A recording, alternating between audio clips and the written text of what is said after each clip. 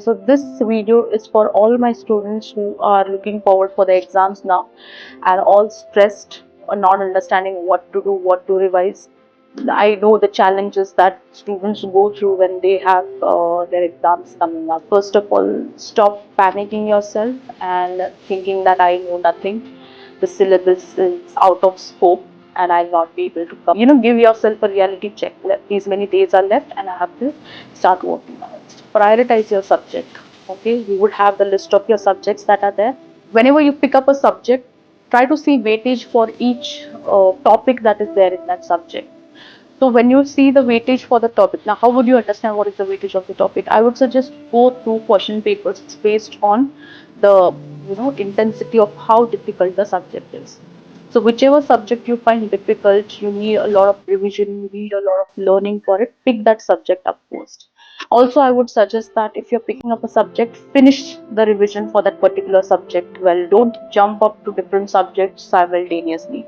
Okay, if you take up one subject and if you start reading that, finish that up. All your concepts about it should be done well, and then move to the next subject. Look at the topic and look at the questions that have been repeated in the question paper and study those topics. Your previous year question papers are going to help you a lot in order to do your last minute preparations. Well, don't prepare the questions, prepare the topic related to that question. Any question for that you will be able to attempt. If you have practical subject, the most of the question papers that I have seen, the programming would be based on the concept. Okay? There are many students who might not like programming languages, but just because it is there in the curriculum, they have to do it.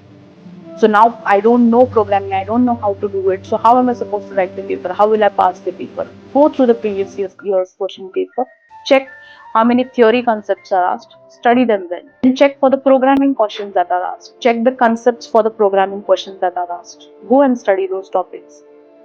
Write point wise, very important. Wherever examples are required, write down the examples. Wherever diagrams are required, put your diagrams correctly. Wherever there's programming concept asked, write down the function.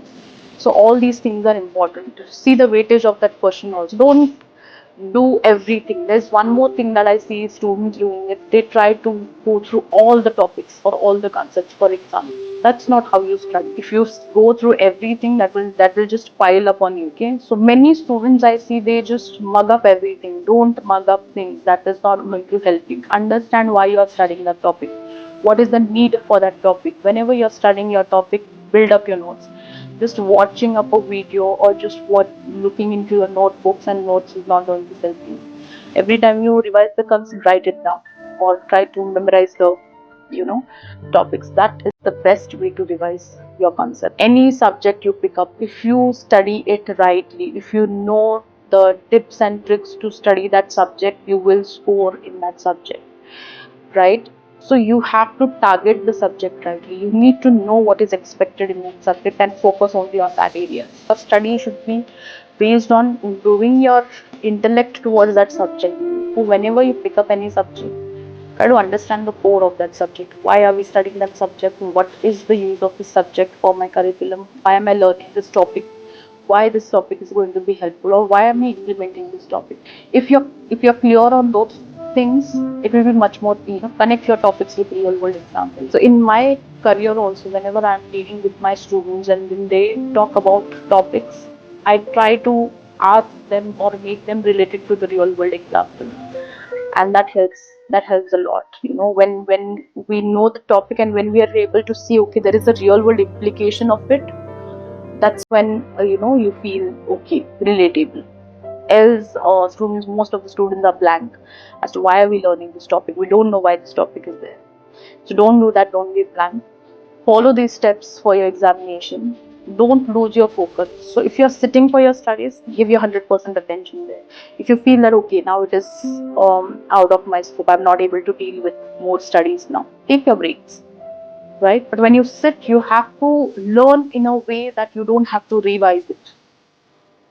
You don't have to go back to the concept again. That is how you have to study. That will help for your examination, and not only examination. This will help you on a longer run. And then don't have a very limited approach for your life. This type of discipline will help you. So do that. That will benefit you for your examination. Thank you.